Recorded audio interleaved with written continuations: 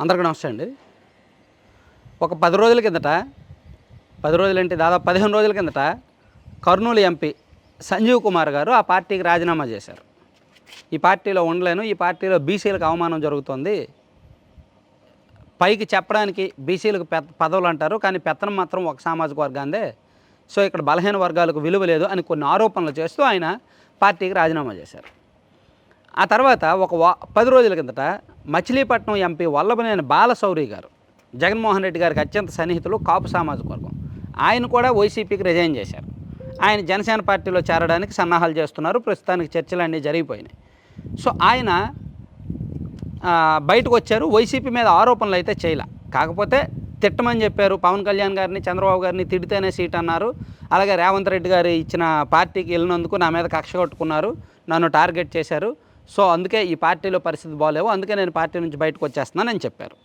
So ఈరోజు Narasaraopet MP లావు శ్రీకృష్ణదేవరాయలు గారు, కమ్మ సామాజిక వర్గం, ఆయన కూడా పార్టీ నుంచి బయటకు వచ్చేశారు. పార్టీకి అఫీషియల్గా రిజైన్ చేశారు. జస్ట్ ఇందాకే ప్రెస్ మీట్ పెట్టి చెప్పారు.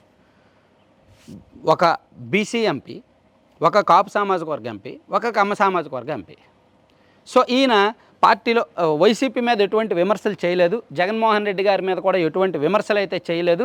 చాలా సాఫ్ట్గా నేను మ్యాక్సిమం ఈ 4.5 ఏళ్ళు నాకు ఎంపీ పదవిని చూసుకొని నేను మ్యాక్సిమం అభివృద్ధి చేయడానికి చూశాను. సాగునీటి పరంగా, వ్యవసాయం పరంగా, వైద్యం పరంగా, విద్యా వైద్యం ఇన్ఫ్రాస్ట్రక్చర్ పరంగా నాకున్న సాధ్యమైనంత మేరకు నేను పనులు చేయడానికే చూశాను. కేంద్ర రాష్ట్ర ప్రభుత్వాలు సహకరించినంత మేరకు సహకరించాయి. కాకపోతే ఇప్పుడు రాజకీయంగా ఇక్కడ ఒక అనిశ్చితి నెలకొంది. సో ఇక్కడ కేడర్లో కూడా ఒక కన్ఫ్యూజన్ నెలకొంది. సో ఈ కన్ఫ్యూజన్ లేకుండా ఉండడానికి, ఈ అనిశ్చితి తొలగించడానికి నేను పార్టీకి రిజైన్ చేస్తున్నాను అని ఆయన చెప్పారు. సో అంటే వైసీపీలో అంతర్గత పరిణామాలు ఏ విధంగా ఉన్నాయి అనేది మనం చాలా స్పష్టంగా అర్థం చేసుకోవచ్చు. ఏదో వైసీపీలో జరుగుతున్న అంతర్గత పరిణామాలు చెప్తే చాలామంది నన్ను ఒక పార్టీకో ఒక కులానికో ముద్ర వేస్తున్నారు.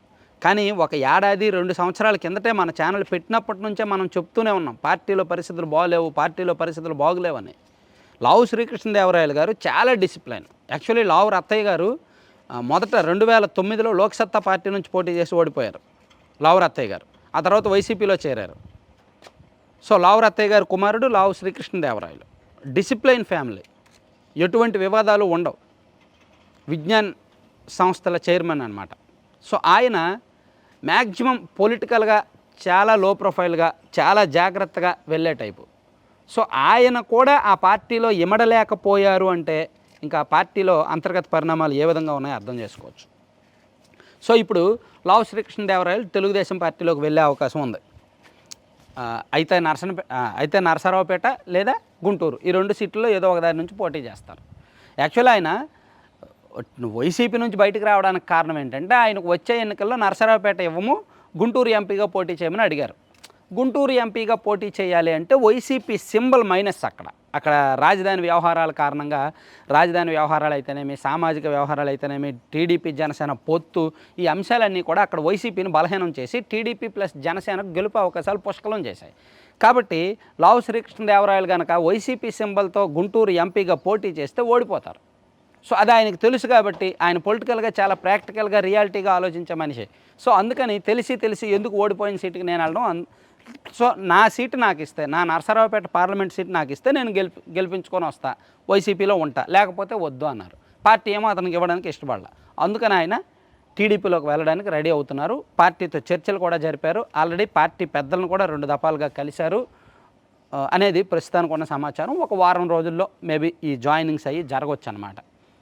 అయితే వీళ్ళు ముగ్గురైనా ఇంకా ఎవరైనా ఉన్నారా? జస్ట్ ఆ నరసరావుపేటకు పక్కనే ఆనుకుని ఉన్న మరో ఎంపీ సీటు పరిధిలో ఒక ఎంపీ గారు ఉన్నారు, రెడ్డి సామాజిక వర్గం. ఒక బీసీ, ఒక కాపు, ఒక కమ్మ, నెక్స్ట్ రెడ్డి సామాజిక వర్గం ఎంపీ ఒక ఆయన ఉన్నారు. ఆయన కూడా ఒక 10 రోజుల్లో ప్రెస్ మీట్ పెడతాడు. ఆయన కూడా ఒక 10 రోజుల్లో ప్రెస్ మీట్ పెట్టి పార్టీ నుంచి బయటకు వచ్చేస్తున్నాను, ఈ పార్టీకి ఒక పెద్ద నమస్కారం అని చెప్పడానికి రెడీ అవుతున్నాడు ఆయన. ఎందుకంటే ఆయనకి ఎంపీ సీట్ ఇవ్వడానికి పార్టీ ఒప్పుకోవట్ల. నాకు మీరు సీట్ ఇవ్వకపోయేదేంది, నేనే మీ పార్టీలో ఉన్న బాబు అని చెప్పి ఆయన కూడా బయటకు రావడానికి రెడీ అవుతున్నారు. మరి 4 ఈ 4 ఇంకెవరు లేరా? ఉన్నారు. ఇంకో 3 ఎంపీలు ఉన్నారు. సో వైసీపీ నుంచి గెలిచిన 22 మందిలో ఆల్రెడీ నరసాపురం ఎంపీ రఘురామకృష్ణరాజు గారు బయటకు వచ్చేశారు. ఇంకో ముగ్గురు ఇప్పుడు రిజైన్ చేశారు, అంటే 4 పోయాయి. ఇప్పుడు 18 మంది ఉన్నారు. ఈ 18 మందిలో కూడా ఒక ముగ్గురు రెడీగా ఉన్నారు పార్టీ నుంచి బయటికి రావడానికి. సో మిగిలిన 15 మందిలో ఎవరు ఉంటారు, ఎవరు ఉండరు అనేది పార్టీకే తెలియాలి. ఆల్రెడీ హిందూపూర్ ఎంపీ గోరంట్ల మాధవ్ గారికి సీట్ లేదని చెప్పారు. ఆల్రెడీ కొన్ని నియోజకవర్గాల్లో మార్పులు చేర్పులు జరుగుతున్నాయి. సో ఎంపీ సీట్లు కూడా దొరికే పరిస్థితి ఉండదేమో కాలక్రమేణా.